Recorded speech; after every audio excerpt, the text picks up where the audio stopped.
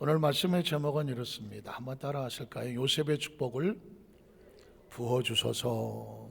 요셉의 축복을 부어주소서. 요셉의 축복이라는 단어를 기억하십시오. 그리고 요셉의 축복을 우리가 부어받아야 되며 그 요셉의 축복을 가슴속에 품고 나누어야 될 대상이 있기 때문입니다. 때문에 말씀의 제목은 요셉의 축복을 부어주소서. 성경에 보면 하나님의 이름이 다양하게 나옵니다. 심지어 모세는 출애굽 지도자가 되기 전에 하나님을 향한 하나님 이름이 뭡니까? 너 뭐 믿냐? 누가 너를 보냈냐? 라고 물으면 내가 도대체 가서 뭐라고 말할까요? 여러분에게 당신은 누구를 믿습니까? 우린 예수를 믿는다. 예수를 믿고 하나님을 믿는다라고 말하면 예수는 누구고 하나님은 누구냐? 라고 물으면 여러분은 어떤 이름으로 대답을 하시겠습니까? 성경에 보면 하나님은 처음에 자기 백성들에게 이렇게 말씀합니다. 나는 아브라함의 하나님, 이삭의 하나님, 야곱의 하나님이다. 모세에게도 그렇게 말씀했습니다. 누가 너를 보냈냐고? 아브라함의 하나님, 이삭의 하나님, 야곱의 하나님이 보냈다. 아브라함에게 나타나셨을 때도 나는 너의 하나님이다. 이제 아브라함의 하나님이 된 거죠. 그리고 이삭에게 나타날 때도 너희 아버지 아브라함의 하나님이다 이렇게 말씀하고요. 야곱에게 나올 때는 이제 너희 조부 아브라함의 하나님, 너희 아버지 이삭의 하나님, 그리고 너와 함께 하신 하나님 이렇게 하는 것이거든요. 제가 지금 의도적으로 계속 아브라함의 하나님, 이삭의 하나님, 야곱의 하나님 이렇게 제가 계속 반복을 하고 있습니다. 이유가 뭘까요? 여러분, 우리가 믿는 하나님은 아브라함의 하나님, 이삭의 하나님, 야곱의 하나님, 이게 아주 중요한 관용구와 같은 하나님의 마음이고 하나님의 이름인데 뜻이 뭘까요? 하나님께서는 아브라함과 약속하신 하나님, 이삭과 약속하신 하나님, 누구와 약속하셨을까요? 야곱과 약속하신 하나님. 그럼 약속은 뭘까요? 약속대로 아브라함을 축복하신 하나님, 약속대로 이삭을 축복하신 하나님, 약속대로 야곱을 축복하신 하나님. 이 하나님에 대한 인식을 가지고 있으면 그러면 그 축복은 어떻게 내려갈까? 그래서 나온 단어가 장자권이라는, 장자 있잖아요, 맏아들. 그 맏아들에게 아버지의 축복권이 그 맏아들과 그리고 그 다음 자녀들에게 내려가는데 맏아들에게는 갑절에 복을 부어주시더라. 그래서 아브라함의 하나님, 이삭의 하나님, 야곱의 하나님이 되는데 아브라함이 조상이 되고 이삭은 아들이 하나밖에 없으니까 당연히 장자가 되는 것인데 이삭의 아들은 쌍둥이였더라. 맏아들은 누구? 에서. 그리고 둘째 아들은 야곱이었다. 그런데 왜 아브라함의 하나님, 이삭의 하나님, 에서의 하나님이 아니라 갑자기 야곱의 하나님이 되었을까? 여러분 성경은 다 아시지만 제가 리마인드 하는 겁니다. 에서는 이 하나님의 장자권의 축복을 가벼이 여기고 소홀히 여겼다는. 지금도 이 땅에 많은 사람들은 하나님이 하나님하고 나하고 무슨 상관이 있어? 하나님과의 관계를 부인하고 하나님의 축복을 소홀히 여기는 사람은 부지기수죠. 그러나 야곱은 하나님의 축복을 소중히 여기고 그 장자권의 축복을 얻기 위해서 늘 그 장자권을 삼아했다는 것입니다. 결국 소홀히 여겼던 에서는 장자권의 축복을 잃어버리고 그 축복이 누구에게 갔습니까? 야곱에게 가죠. 그래서 또다시 아브라함의 하나님, 이삭의 하나님, 야곱의 하나님. 이게 어렵긴 어려운가 본데 따라오시는 분이 많이 안 되는데 다시 아브라함의 하나님, 이삭의 하나님, 야곱의 하나님. 이게 왜 중요하냐면 그 약속이 우리를 향한 약속이고 그 축복이 우리를 향한 축복이고 그 장자권이 우리를 향한 장자권이기 때문에 그래서 아브라함의 하나님, 이삭의 하나님, 야곱의 하나님이거든요. 그러면 부모는 자식의 장자권에게 어떻게 축복하느냐? 아브라함은 이삭의 머리 위에 하나님께서 약속하신 복이 이 아들에게 임하게 하여 주시옵소서. 그 축복을 통하여, 축복기도를 통하여 이삭이 아버지의 축복을 받았고 이삭이 세상을 떠날 때쯤 되었을 때에 야곱의 머리, 에서가 아닌 야곱의 머리 위에 손을 얹고 하나님의 주신 축복을 마음껏 기도해 주었습니다. 그리고 그 축복이 이제 야곱이 세상을 떠날 때쯤 돼서 요셉의 머리에 손을 얹고 축복하는 내용입니다. 요셉의 머리에 손을 얹고 축복하는 내용이 줄줄이 제 마음속에 뜨겁게 은혜가 임하는데 저도 마음속에 이런 상상을 했습니다. 오늘 주일 예배 가운데 하나님 요셉의 축복을 부어주셔서 말씀의 제목을 놓고 말씀이 선포될 때 하나님의 성령께서 우리 성도들 머리마다 안수해 주셨어요. 머리마다 안수하여 주시고 머리마다 안수하여 주셔서 야곱의 심령은 야곱의 축복이 아니거든요. 하나님이 야곱을 통해서 하나님이 축복하시는 거거든요. 오늘 하나님의 성령께서 머리마다 안수하여 주셔서 요셉에게 선포되는 하나님의 축복이 우리 성도들의 가정의 사업의 직장의 자손들에게 임하게 하여 주시옵소서. 절박하고 절실할 수밖에 없습니다. 이삭이 야곱의 머리에 축복하고 나서 나중에 에서가 와서 뒤늦게 와서 아버지 나에게도 축복해 주세요. 남은 것이 없습니까? 라고 물었을 때 남은 게 없다. 나는 야곱에게 다 복을 빌어줬다. 여러분, 하나님께서 예배드린 이 자리에 하나님께서 말씀하시는 것은 저와 여러분을 향한 하나님의 축복의 부으심이라는 사실을 꼭 기억하시기를 주님의 이름으로 축원합니다. 우린 첫 번째로 야곱은 에서의 머리에 손을 얹고 이렇게 축복합니다. 무성한 가지에 복을 주소서. 한번 따라 하실게요. 무성한 가지에 복을 주소서. 창세기 49장 22절에 보니까 요셉은 무슨 가지? 앙상한 가지? 메마른 가지? 무성한 가지라고 말합니다. 야곱이 요셉의 머리에 손을 얹으니까 여러분 혹시 아십니까? 손을 얹으면 이 사람의 모습이 보입니다. 저도 체험을 한 적이 있는데요, 기도를 하는데 이 사람의 상태가 보이더라고. 상태가 보여. 예전에 제가 섬겼던 교회에 초신자가 하나 왔는데 제가 기억 속에 30채 안 됐을 것 같아. 그런데 초신자예요. 제가 머리에 손을 얹고 기도하는데 갑자기 메마른 가지가 황량한 그 광야가 보이고 가지 하나가 앙상하게 말라가 나도 모르게 눈물이 나. 하나님, 이 생명이 이 메마른 상황 가운데 말라가는 가지와 같다. 하나님 앞에 이 자리에 처음 나와서 예배를 드리는데 하나님 이 생명의 복을 내려주시고 이 생명에 하나님 은총을 주셔서 이 메마른 가지가 아니라 풍성한 가지가 되게 하여 주시옵소서. 그렇게 기도하고 제가 눈을 떴는데 이 사람 상태를 내가 모르는데 뭐, 그런데 왜 이런 기도를 했을까? 그래서 제가 그랬어요. 기도하는데 우리 자매님 왜 메마른 이 황량한 황야가 보이고 메마른 가지가 보이는데 무슨 기도 제목이 있으신가요? 그랬더니 뭐라고 말했냐면 나이가 30도 안 됐는데 가난 말기였어. 그러고 보니까 얼굴이 까만데 화장을 해서 잘 안 보였던 거예요. 가난 말기에 20대 말이야. 30도 안 됐으니까 가난 말기에 거의 이제 의사가 손을 놨는데 하나님 앞에 나온 거예요. 아, 그래서 그랬구나. 그래서 그 자매를 놓고 거의 매주일마다 기도했죠. 그런데 여러분 놀라운 거는요, 그분이 치료를 받고, 하나님 우리 감사의 박수 한번 할까요? 그분이 치료를 받았는데 더욱더 건강해지고, 제가 미국에 1999년도에 선교사를 갔다가 2004년에 내려와서 2005년도에 김포성전에 담임 목사로 갔는데 거기 와 있더라니까. 거기 와서 아이들도 둘이는 낳고 해서 신랑하고 와서 인사하러 왔어. 아마 모르긴 모르지만 지금도 여의도 쓰면 김포교회가 됐지만 김포교회에서 열심히 성도를 할 거예요. 그만 열심히 섬기실 거예요. 제가 알아요. 기도하면 때로 그 사람의 상태와 심령이 보이는 거예요.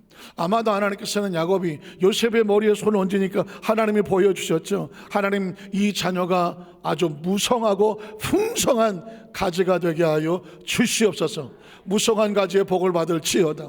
가지가 무성해지려면 어떻게 돼야 돼?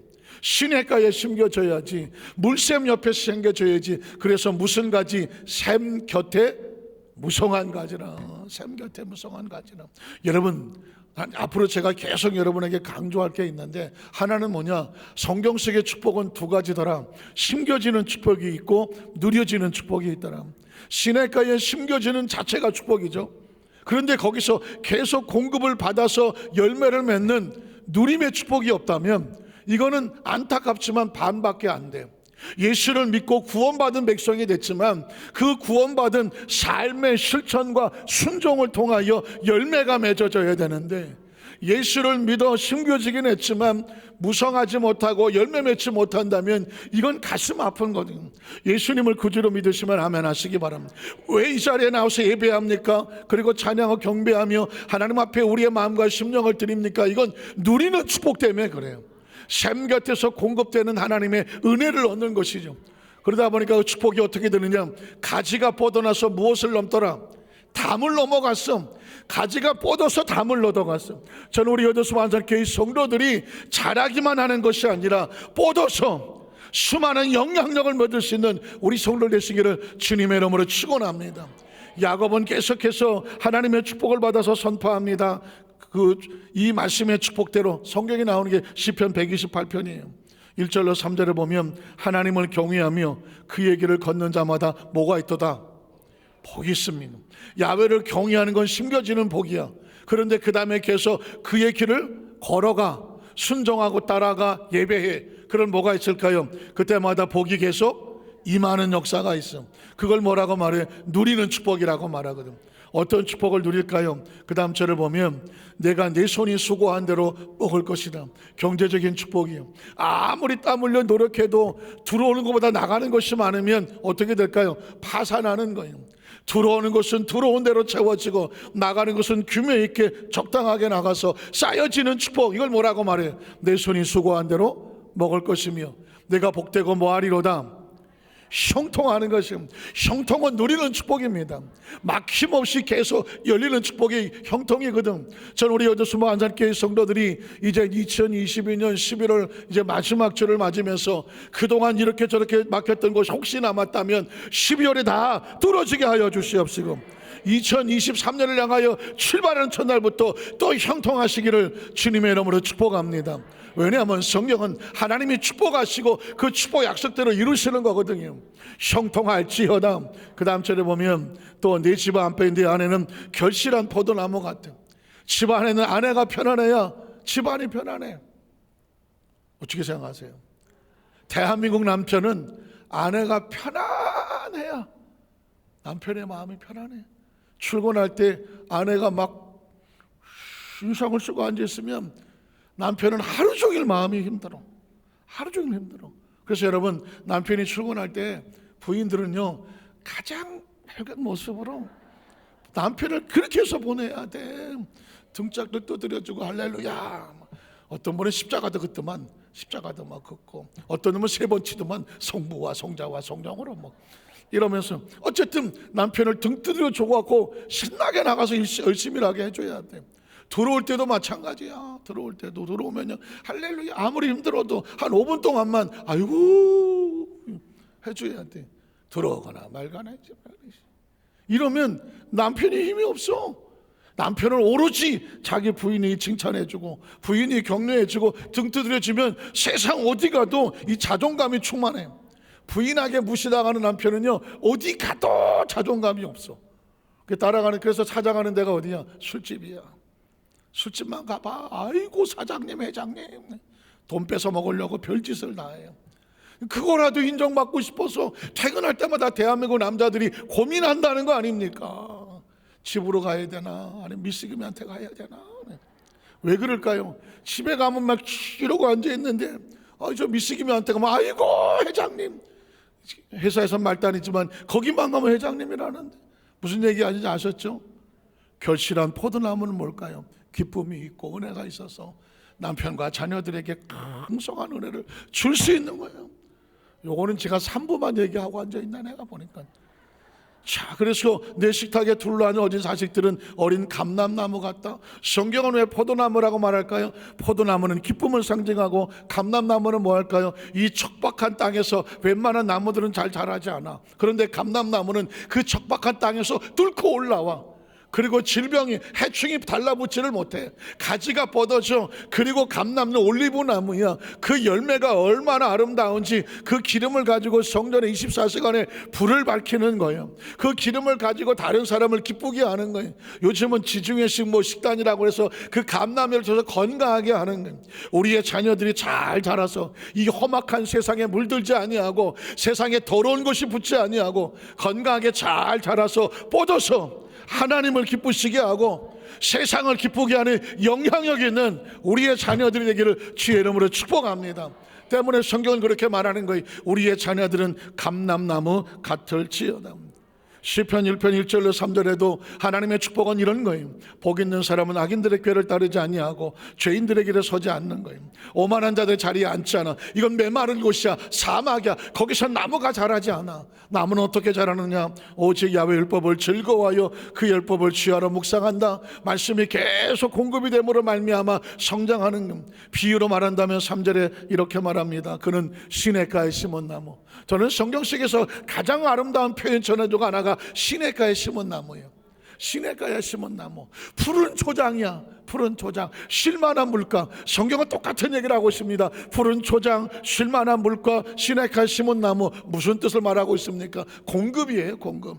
생명은 태어났지만 누릴 수 있는 축복이 없다면, 공급이 없다면 말라지는 거거든요. 성경은 말하기를 복 있는 사람은 딴 게 아니야. 시냇가에 심겨진 다음에 어떻게 하라는 거예요? 공급을 받는 거지. 철을 따라 열매가 계속 맺어지는 거예요. 그래서 어떻게 그 다음 절에 보면 어떻게 잎사귀가 마르지 아니하고 그가 하는 모든 일이 또다시 나와 뭐하리로다? 형통할지어다. 형통할지어다. 저는 우리 여도수만사께 기도하면 처음에 나오는 기도가 이거예요. 우리 성도들이 형통하게 하여 주시옵소서. 형통하게 하셔서 살다 보니까 지긋지긋하는 게 막힌 거야. 막힌 거. 막히면 사다가 이게 막히고 저게 막히면 일이 되는 일이 없어. 그래서 성경에 보니까 하나님은 축복을 형통이라고 말하든, 내가 뚫어줄게, 내가 열려줄게. 제가 혹시 높아지면서 잘 안 들릴까? 통통할지어다. 아니야, 통통할지어다. 어떤 분이 그냥 살이 쪄갖고 나한테 와서 목사님 때문에 저 살쪘어요. 제가 뭘 어땠냐? 아니 맨날 강단에서 통통할지어다. 통통 아니야. 뭘 할지어다? 형통할지어다. 살찌고 와서 나 때문에 살쪘다고 그러지 마라. 저는 강단에 절대 살 얘기를 하지 않아. 왜 그럴까요? 저도 통통해요. 어쨌든 간에 형통해야 돼. 우리 성도들은. 여러분 성경에 보니까 시편 128편 4절 6절에 보면 그 축복을 또 계속 이렇게 야훼를 경외하는 자는 이같이 뭘 얻습니까? 복을 얻어. 하나님 이 생명은요 하나님 안에서만 복이 있어요. 그래서 하나님 또 복을 받아야 돼. 계속 말씀합니다. 뭐라고 말할까요? 야훼께서 시온에서, 시온 하나님의 보좌와 하나님의 성전을 말하는 거예요. 내게 복을 주실지어다. 너는 평생에 예루살렘의 번영을 보며 내 자식의 자식을 볼지어다. 저는 예전에 이 구절만 봐도 야 이것도 장수하는 거구나. 자식의 자식이면 내 아들의 내 딸의 손자야. 그러니까 그래도 손주를 볼 수 있는 것은 장수한 거잖아요. 근데 요즘은 이거 단명한 것 같아. 왜냐하면 가만히 가서 보니까 어느 집에 가서 봤더니 자식에 또 자식이 있어. 와, 제가 깜짝 놀란 거죠. 이게 어느 집에 가서 기도 이렇게 하면 안 되겠구나. 하나님 이 집에 자식의 자식을 보게 하여 주시옵소서. 이건 복이 아니야. 그냥 웬만하면 다 있어. 그래서 제가 바꿨어. 하나님 이 집에 자식의 우리 교회 성도는 이것도 양이 안 찬 거지. 자식을 볼지어다. 이건요 자식의 복을 나는 장수한다는 얘기고 가문이 번성한다는 얘기거든요. 이스라엘에게 이런 평강이 있어야 돼요. 자식만 많아도 그 자식이 다 금신거리면 뭐가 되겠어? 하나님께서 우리 여도수만사께 성도들에게 자식의 복을 주시되 그 집안이 어떻게 해야 돼? 평강이 있을지어다냐. 평강이 있을지어다. 성경에 보면 하나님께서 이 복을 약속하는데 사실은 야곱은 자신이 믿는 하나님이 이렇게 복을 주실지를 아는 이유가 있어. 자신의 신앙 고백이 있거든. 자기가 받은 복이 있거든. 야곱이 받은 복은 뭘까요? 창세기 48장 15절에 보니까 그가 야곱입니다. 요셉을 위하여 축복하여 이르되. 어떻게 축복하느냐? 무슨 마음으로 축복하느냐? 내 조부 아브라함과. 아까 제가 말씀드렸죠. 아브라함의 하나님, 이삭의 하나님, 야곱의 하나님이야. 지금 야곱은 아버지로서 아들에게 축복하는 게 아니야. 조상으로 하나님께 받은 축복을 내가 그대로 내 자식에게 이어주려고 하는 거예요. 내 조부 아브라함과 아버지 이삭이 섬기던 하나님, 그리고 또 누구야? 나의 출생으로부터 지금까지 나를 기르신 야곱의 하나님인 거죠. 저는 이 말씀을 묵상하다가 나의 출생, 여러분의 출생을 기억하십니까? 여러분이 어떻게 태어나셨는지 혹시 기억하십니까?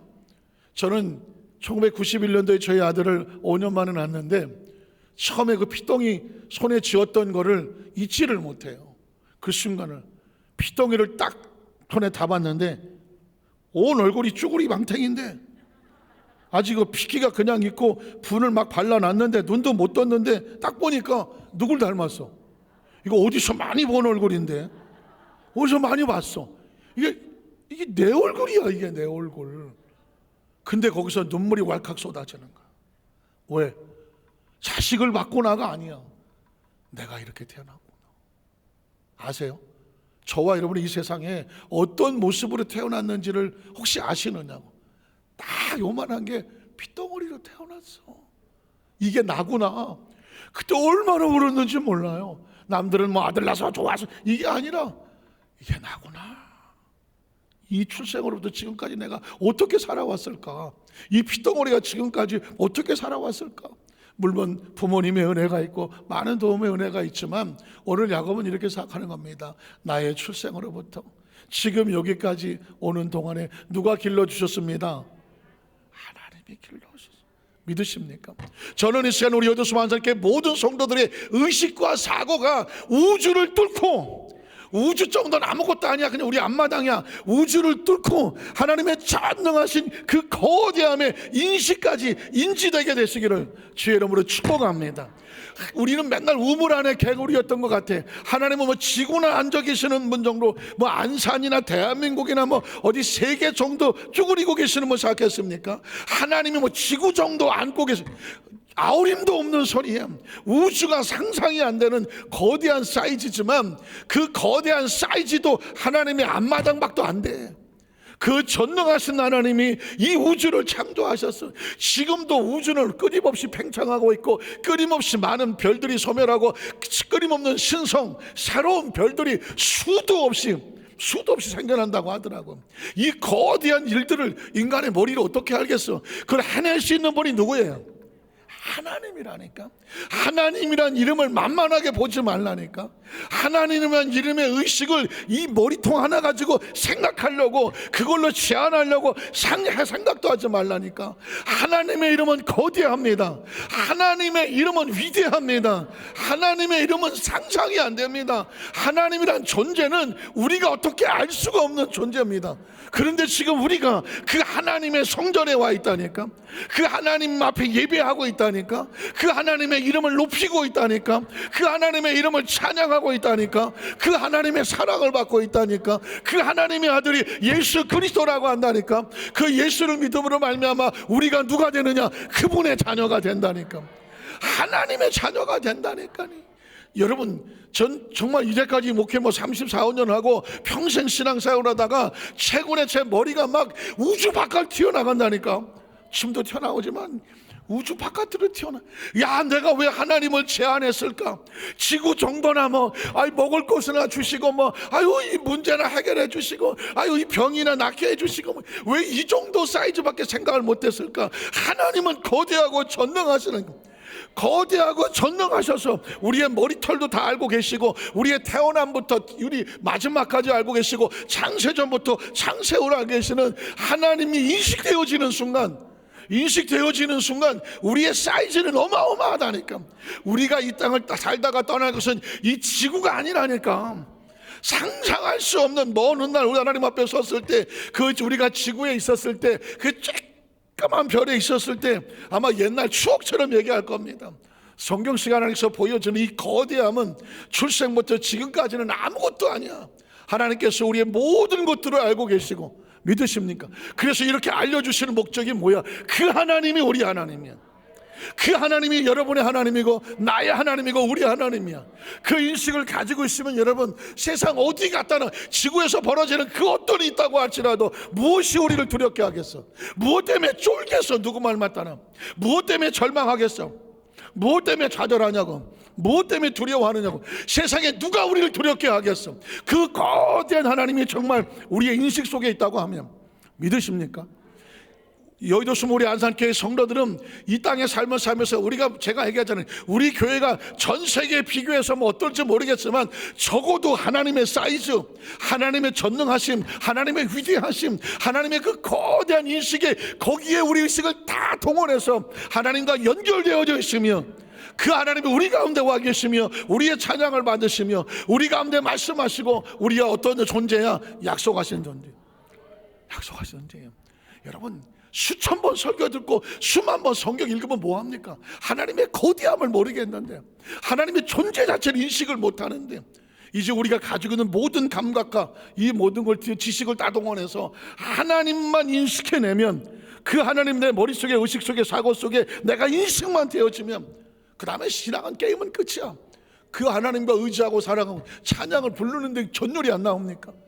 예배 하나님 임재 앞에 내렸을 때 그 거대한 임재 앞에 내 영혼력이 전율하지 않겠습니까? 그 하나님을 느끼고 살아가는 사람과 그 하나님의 인식을 전혀 알지도 못하고 살아가는, 예수는 무식하면 못 믿어. 예수는 무식하면 못 믿다니까요. 예수는 머리가 좋고 뛰어나고 머리가 더 지식이 뛰어난 사람이 예수를 믿는다니까. 여러분은 전 세계 어디 갔다 놓아도 가장 똑똑한 사람들이요, 가장 지각에 뛰어나시고요, 가장 연결되는 인지도가 상상할 수 없는 감각이 하나님과 연결된 사람이에요. 믿으십니까? 저는 성경을 무조건 믿지 않아요. 성경을 차분차분 쪼개서 그 속에 아주 가장 정확한 하나님의 논리와 상식을 가지고, 말씀을 가지고 믿는 것입니다. 성경씨 뭐 부인할 게 있어야죠. 끝나야 되는데 큰일 났죠. 자, 기르신 하나님 읽어 내려갈게요. 그 다음은 나를 모든 환난에서 건지신 야훼의 사자께서 이 아이들에게 눈물 안 나요? 복을 주시고. 하나님, 사실은 이게 야곱이 모습의 머리에 손 얹은 게 아니에요. 하나님의 마음이 그래요. 하나님이 자기 백성을 불러놓고 그들의 머리에 손을 놓고, 하나님은 아브라함에게도 그랬고 이삭에게도 그랬고 야곱에도 그랬어, 요셉에도 똑같이 말하는 거야. 하나님의 축복의 포인트는 세 가지야. 네가 땅의 축복을 받아라, 약속의 땅의 축복을 받아라. 그리고 네가 생명의 씨앗의 복을 받아라. 그리고 어떻게 번성하고 창대하고 왕성하고 충만하고 다스려라. 하나님은 이 세 가지 포인트예요. 저와 여러분이 땅에 존재하는 축복의 세 가지는 하나님이 주신 그 약속과 사명의 땅의 복을 받고, 그 생명의 존재와 씨앗과 뻗어나감의 복을 받고, 그리고 그것을 가지고 번성하고 생육하고 창대하고 어떻게 정복하고 다스려서 하나님의 나라를 확장하도록 만드는 게 저와 여러분이에요.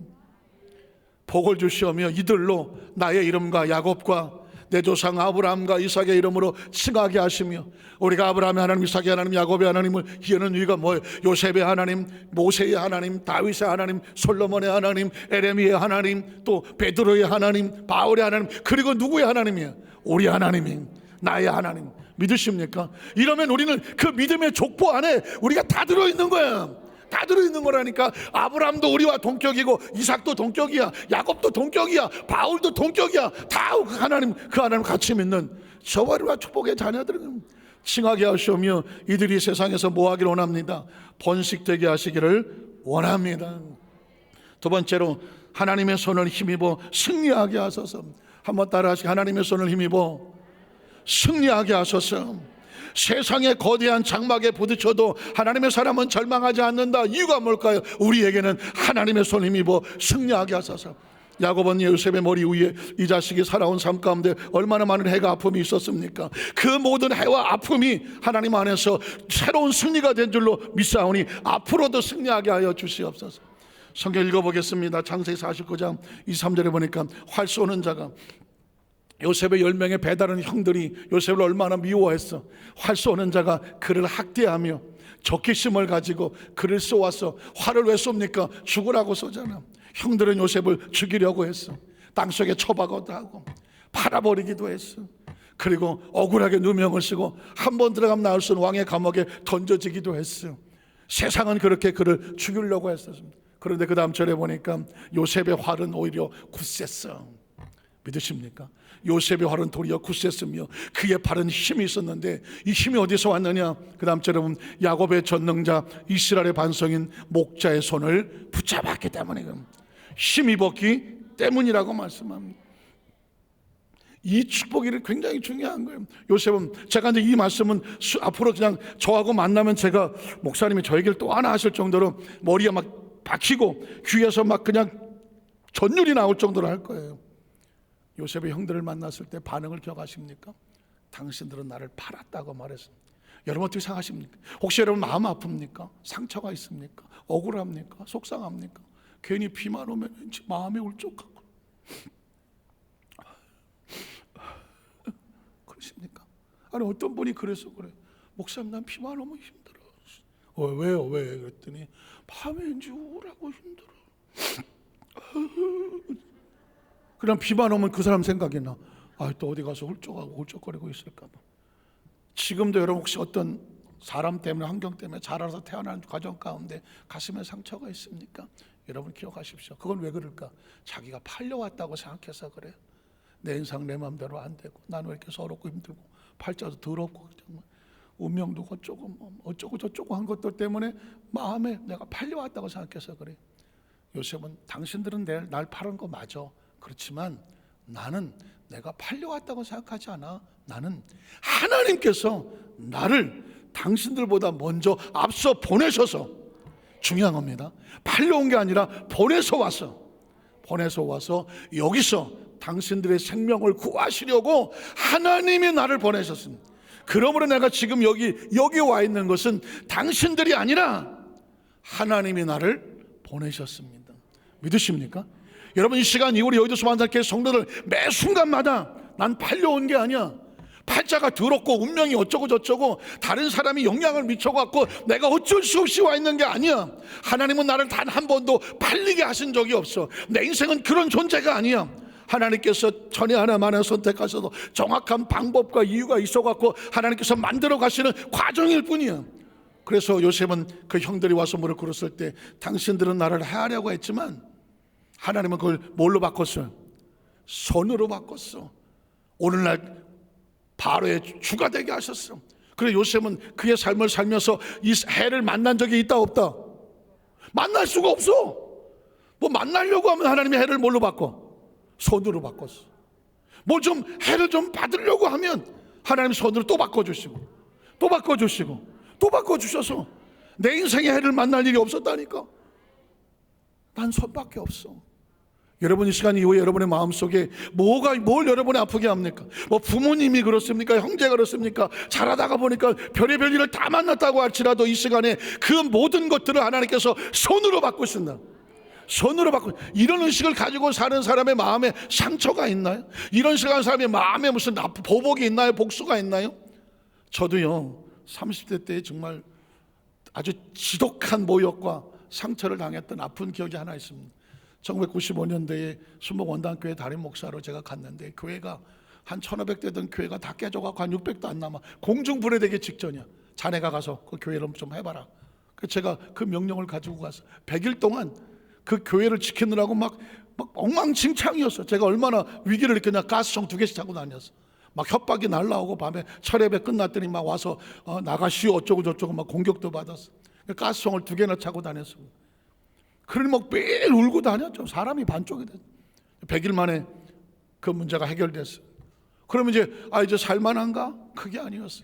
또 하나 문제가 있는데 건물이 4억 2천짜리 원당의 입구에 들어가다 보면 건물 하나가 있어. 초창기에 세워진 건물. 그런데 이 건물이 옆으로 금에 가갖고 그 의정부 저 원당시의 고양시역에 탱크가 지나가면 건물이 위로 올라갔다 내려갔다 해. 화장실은 딱 2칸밖에 없어. 남자 거 하나 여자 거 하나. 환장하지 이거는. 화장실 가려면 줄이 쭉 서 있는데 생각해 보세요. 남자 거 하나는 여자 거 하나야. 그 많은 성도들이 몇백 명이 어떻게 들어가? 그 화장실을 못 가. 끝까지 안 먹고 버텨야 돼 주일날은. 아주 그런 건물이야. 전세가 4억 2천이야. 만기됐다고 이제 가서 연장을 신청하러 가야 돼. 그랬더니 은평구에 있는 뭐 하늘 아래 무슨 뭐 조물주도 알고 더 높은 게 뭐 건물주라고 뭐 건물주가 있는데 가서 이제 전세 계약서 연장하러 갔어. 근데 딱 이렇게 생겼어. 제가 지금도 기억나. 딱 이렇게 생겼어. 금복주야 금복주. 딱 똑같이 머리는 저렇게 생기시고 귀때기도 저렇게 생기시고 수염도 저렇게 생기시고 뭐 양쪽에 든 거 이런 것만 없지 하여튼간에 딱 이러고 생기셨어. 안 적어. 그래갖고 사장님 제가 새로운 담임 목사인데 이번에 전세가 만기가 돼갖고 이거 연장을 좀 하러 왔습니다. 그랬더니 그래요? 어디 봅시다. 1억 5천만 올려주세요. 4억 2천짜리를 1억 5천을 더 올려달래. 1억 5천 둘째 치고 지금 재정이 아무것도 없는 상태인데 그러지 마시고 제가 온 지 얼마 안 돼서 사실 여러 가지 어려운 상황이니까 한 5천만 좀 깎아주셔서 1억에 어떻게 하면 저희가 어떻게 만들어 보겠습니다. 안 됩니다. 계약서를 집어 던지는 거죠. 앞에서 계약서를 집어 던져. 계약서를 집어 던지는데요, 순간 제가 얼굴이 팍 떨리더라고. 어떻게? 돈이 없는 거니까 눈물을 머금고 계약서를 집어 들고 다음에 찾아오겠습니다 하고 나오는데 눈물이 쫙 흐르더라고. 나와서 어떡하지? 1억은 없는데. 나오다가 전사님이 운전을 해줘서 이제 차를 타고 가만히 은평구에서 이제 고향시로 들어오다 보니 갑자기 머릿속에 화정이라는 곳에 지하철이 새로 생긴다고 하는데 거기나 가보자. 아무 의도가 없는 거예요. 가보자. 그 지하철역을 거기서 내려서 구경하는데 여의도 교회에 안수집사 한 사람이 거기서 부동산 업자를 하고 있는 거예요. 거기서 만납니다. 아이고 목사님, 아이고 예. 그랬더니 어떻게 오셨냐? 그래서 나도 얼떨결에 뭐라고 그러기는 그래갖고 조금 아까 금복주에 터져갖고 서러워서 왔다고 말쓸 수도 없잖아. 아니 혹시 뭐 여기 교회 자리가 좀 있나요? 교회를 찾으시나요? 아니 혹시 뭐 몰라서 그랬더니 그렇지 않아도 노원 순복음교회 집사님들이 화정역 지하철 바로 앞에다 바닥 1000평짜리 8층짜리 영프라자라는 건물을 짓고 있으니 혹시 거기 교회 혹시 있을지 모르니 가보자고. 또 거기를 갔어요. 갔더니 그 8층 꼭대기에 바닥 1000평에 나이트클럽이 들어있더라고. 그냥 그랬더니 교회 때문에 왔다 했더니 여기는 나이트클럽이 있어갖고 교회는 좀 어려울 것 같은데 하고 돌아왔을는데 목사님 혹시 작은 것도 괜찮습니까? 뭐 작은 게 얼마인데? 300평짜리 건물이 저 옆에 한 150m 떨어진 곳에 300평 8층짜리 또 지어놨대. 그런데 그 마지막 꼭대기가 교회를 만들어놨다는 거예요. 아는 목사님이 교회를 개척하신다고 해서 여기다가 하시라고 차려놓았는데 이 양반이 또 난 화정은 싫다, 나는 일산 가서 하겠다고 안 들어와서 비어있다는 거예요. 가보시겠니? 가보자고. 갔더니 300층에 8층에 성전이 꾸며져 있는. 우리가 가면 안 되겠냐고 했더니 글쎄 뭐 금액이 얼마냐 했더니 한 층에 15억이야 15억. 그래서 그러면 교회에서 4개를 쓰시래.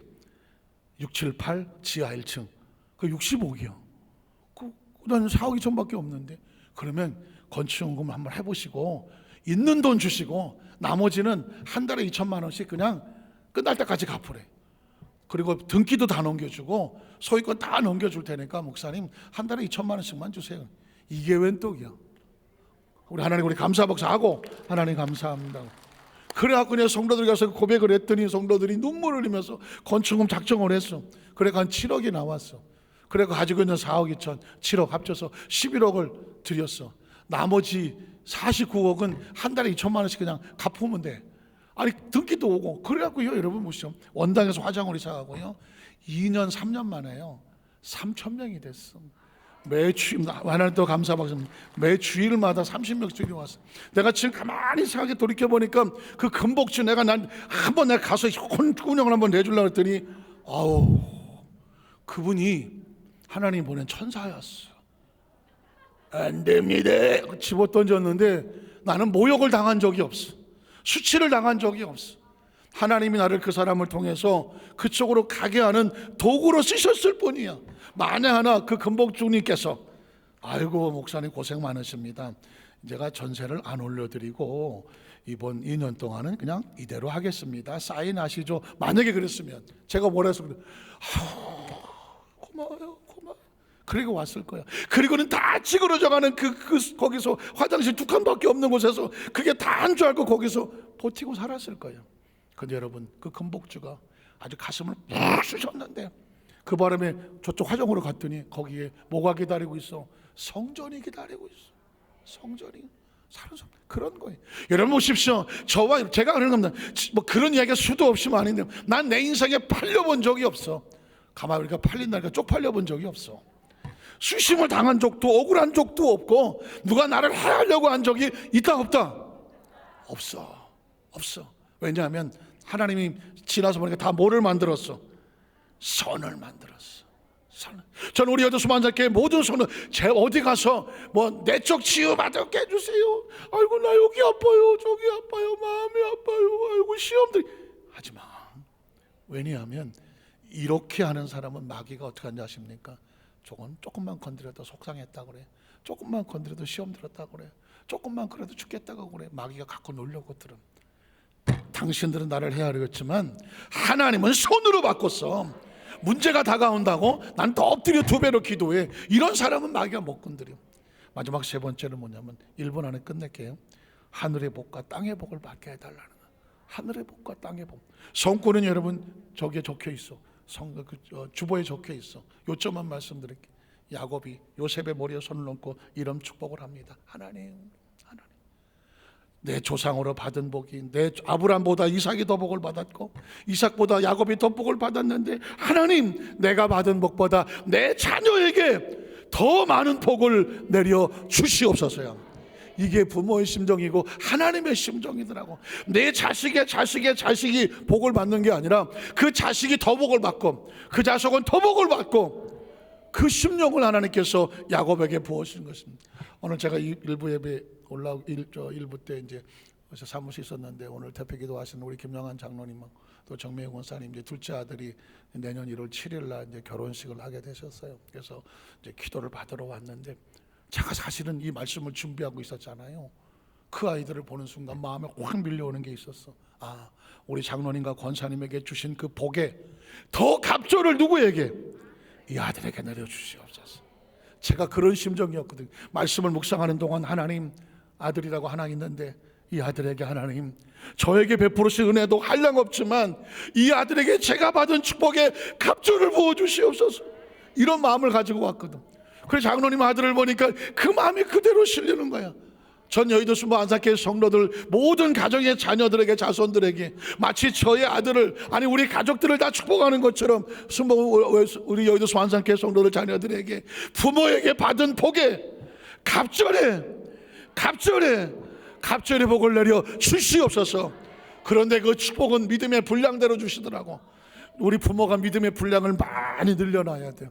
그러면 그 분량만큼 복을 받고 자녀들에게는 분량의 갑절의 복을 받아. 이 축복이 우리 여의도 안산교회 모든 손을 이 한 해가 마무리져 가기 전에 12월 안에도 복이 나타나고 2023년 출발할 때도 그 축복으로 출발하시기를 주님의 이름으로 축원합니다. 기도하겠습니다. 하나님 아버지 감사합니다.